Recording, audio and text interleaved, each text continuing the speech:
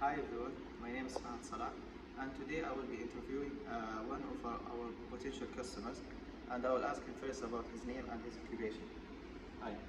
Hi, my name is Muhammad BINTI, and my occupation is student. Okay, so I would like to ask you one question about your concern regarding our food and food drone for the delivery. So what do you think?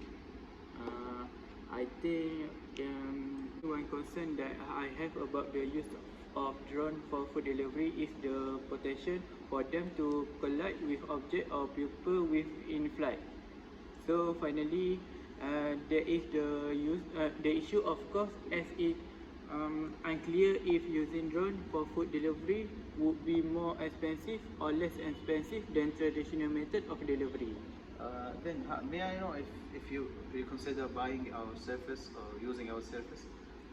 I think I may consider use your service because I think it's more convenient to use it. Okay, thank you so much. Salam alaikum.